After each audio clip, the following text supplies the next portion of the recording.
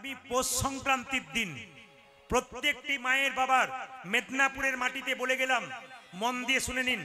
আগামী পৌষ সংক্রান্তির দিন কিছু কাজ আছে আপনারা করবেন। কি? পৌষ সংক্রান্তির দিন গঙ্গায় স্নান করতে হয়।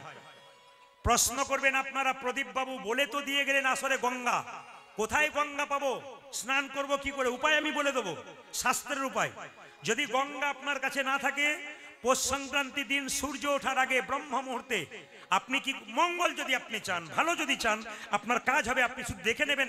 আমি যে কথাগুলো বললাম ইউটিউবের মাধ্যমে শুনতে পাবেন, আপনারা অনেক ইউটিউবে শুনতে পাবেন। প্রতি আসরে আমি এখন দিচ্ছি নতুন নতুন যেগুলো টপিক, সেগুলো সব ছুঁড়ে ছুঁড়ে দিচ্ছি আপনাদের জন্য, আপনাদের মঙ্গলের জন্য।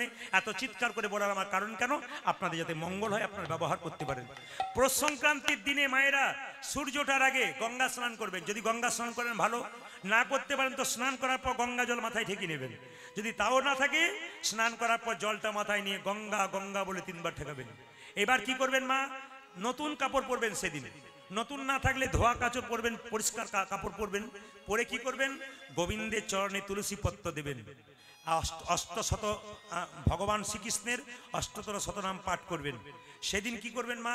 ভগবানের জন্য একটু পরমান্ন তৈরি করবেন, তুলসী পত্র দিয়ে ভগবানের চরণে দেবেন। সেই দিন কিন্তু যে পৌষ সংক্রান্তির দিনে আমিষ করে তার ঘরে লক্ষ্মী আসে, কিন্তু লক্ষ্মী স্থায়ী থাকে না, চঞ্চল হয়ে যায়। এই জন্য পৌষ সংক্রান্তির দিনটাতে মাথায় রাখবেন, হাজারো কুটুম্ব আসুক, যেই আসুক, ওই দিনটা কিন্তু আপনারা মাথায় রাখবেন আমরা নিরামিষ করব। কেন? ওই দিনটাতে আপনি অন্ন তৈরি করে, সবজি তৈরি করে একটু তুলসী পত্র দিয়ে গোবিন্দের চরণে দেবেন। সেই প্রসাদ বাড়ির সবাইকে দেবেন। অন্তত সেদিন প্রসাদ সেবা আপনাদের হয়ে যাবে। আরে বাবা, প্রতিদিন না পারেন অন্তত একদিন করে করুন। স্কুলে প্রতিদিন কেউ যদি না যায়, 2-1 দিন যদি যায়, তবে তো তার কাজে লেগে যায়। মায়েরা শুনে নিন, পৌষ সংক্রান্তির দিনে গঙ্গা স্নানের মাহাত্ম্য কেন বলুন তো?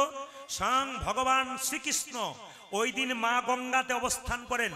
ওই জন্যে ওই দিন পৌষ সংক্রান্তির দিন গঙ্গা স্নান করা উচিত।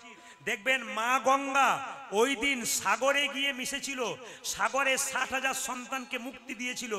ওই জন্যে গঙ্গা সাগর মেলা দেখবেন পৌষ সংক্রান্তির দিনে হয়। কেন? মা গঙ্গা সাগরে গিয়ে মশে, ওই জন্য সেদিন সাগর মেলা হয়। মেলাটার নাম সাগর মেলা নয়, গঙ্গা সাগর মেলা। গঙ্গা যেহেতু সাগরে গিয়ে মেশে। তত্ত্বগুলো শুনবেন।